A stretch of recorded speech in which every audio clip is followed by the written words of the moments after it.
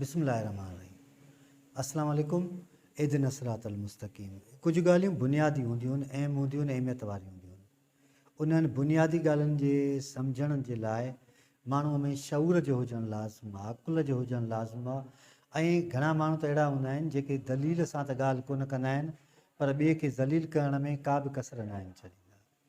जेका ॻाल्हि दलील सां कई वेंदी आहे उन में वज़न हूंदो आहे, ऐं जंहिंमें वज़न हूंदो आहे उहा ॻाल्हि माना वारी हूंदी आहे, ऐं जेका ॻाल्हि माना वारी हूंदी आहे उहा दिलि में लही वेंदी आहे।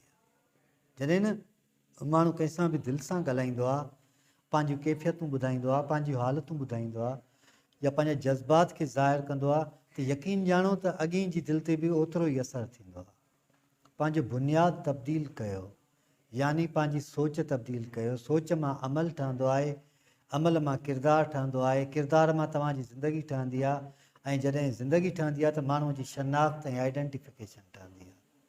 तव्हां अहिड़ा माण्हू खोड़ ॾिठा हूंदा जेके पंहिंजी शनाख़्त ऐं सुञाणप सां एतिरा अहमियत वारा न हूंदा आहिनि, पर कॾहिं कॾहिं तव्हां उन्हनि सां कचहरी कंदव त तव्हांखे हिकिड़ो बहितरीनु सुकून मिलंदो। तव्हां ॿुधी हैरत थींदी त जेके अॻे दौर जा माण्हू हूंदा उहे शऊर ऐं अकुल वारा हूंदा, उहे ॻाल्हि दलील जे बुनियाद ते कंदा ऐं ॿियनि खे क़ाइल कंदा हुआ। इवन उहे पढ़ियल बि न हूंदा। पर हाणे के दौर में डिग्रियूं त जाम आहिनि, पर डिंगरियूं थी विया आहिनि जेके कंडा हूंदा आहिनि। हर नंढे वॾे मसइले में हिक ॿिए सां चुभिड़ी था पवनि, इशू था कनि। हिते वेठो हुउसि त हिकिड़े टीचर चयो अचे, साईं मां फलाणे टीचर सां न ॻाल्हाईंदुसि। छो? उनजो मां चवणु न वठंदुमि। छो 2 साल अॻु में हुन मुंहिंजी बदिली कराई, 3 साल अॻु में, त मूं हुनखे चयो अड़े अदा हुनखे 3 साल थी विया आहिनि सर। जान छुटी, कल्ह वारी ॻाल्हि माण्हू विसारे छॾे थो। त जॾहिं माण्हू में अदम बर्दाश्त अची वेंदी आहे त पोइ सहप ख़तमु थी वेंदी आहे, ऐं जॾहिं सहप ख़तमु थी वेंदी आहे त नंढड़ी ॻाल्हि बि कंडे वांगुरु चुभंदी आहे। ऐं जॾहिं नंढड़ी ॻाल्हि बि कंडे वांगुरु चुभंदी आहे न, त माण्हू कंहिंखे बि जेको बि हूंदो आहे उनखे ओतिरो ई रद अमल ॾेखारींदो आहे, उनखे ओतिरी टोक कंदो आहे, उन ते ओतिरी तंज़ कंदो आहे, उन ते ओतिरी ठठोल कंदो आहे। तव्हां पंहिंजी जेका बेसिक शयूं आहिनि उन खे थोरो तब्दील कयो त तव्हांजी ज़िंदगी आसान थी वेंदी।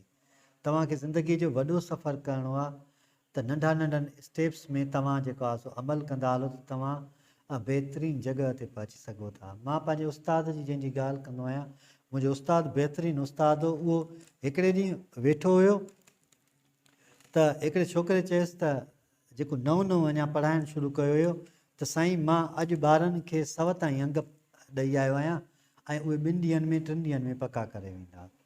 त मुंहिंजे उस्ताद हुनखे खिली चयो त हेॾी अचु, हीअ भित ते हिकिड़ी ॾाकण पई थी, चई हिन ॾाकण ते पहिरें ॾाको ते पेर रखी ऐं आख़िरी ॾाके ते पेर रख। त साईं मां इहो कीअं रखां? त हुन उस्ताद चयसि त जेकॾहिं तूं एट ए टाइम ई हुनखे 7 ताईं अंग ॾींदे त ॿारनि में एतिरी सोच किथे आहे जो हिक ई दम ते तुंहिंजा 100 अंग पका करे वञनि। तंहिंजे करे इन्हनि खे 1, 2 या 3 या 10 ताईं विराए ऐं स्टेप बाय स्टेप उन्हनि खे पढ़ाईंदे त उहे बहितरीनु जॻह ते पहुचंदा, ऐं उनजो फ़ाइदो तोखे पवंदो ऐं शागिर्दनि खे बि फ़ाइदो पवंदो। असां उथंदे सां ई आख़िर वारी शइ सोचणु शुरू कंदा आहियूं, ऐं जेकॾहिं उथंदे में के ग़लतियूं थींदियूं हलंदियूं आहिनि त उहे ग़लतियुनि ते ई नज़र हूंदी आहे, पर सुठियुनि शयुनि ते नज़र न हूंदी आहे। तंहिंजे करे लाज़मी आहे त असां पंहिंजी सोच खे तब्दील कयूं, पंहिंजे किरदार खे तब्दील कयूं, ऐं यकीन ॼाणो जॾहिं तव्हां पंहिंजी सोच तब्दील कंदा आहियो न त तव्हांजो किरदारु तब्दील थी वेंदो आहे। जॾहिं तव्हांजो किरदारु तब्दील थी वेंदो आहे, तव्हांजी ज़िंदगी तब्दील थी वेंदी आहे, ऐं जॾहिं तव्हांजी ज़िंदगी तब्दील थी वेंदी आहे त मुआशिरो तब्दील थी वेंदो आहे। पंहिंजो पाण खे तब्दील कयो त जीअं ज़िंदगी जूं सभु नेमतूं जेके हिन वक़्तु तव्हां वटि मौजूदु आहिनि उन मां तव्हां फ़ाइदो वठी सघो। मां हिकिड़ी आम पसंदीदा दुआ बि आहे जेका आख़िर में चवंदो आहियां त अलाह साईं असां सभिनी खे सिधो रस्तो ॾेखारे ऐं सिधे रस्ते ते हलण जी तौफ़ीक़ अता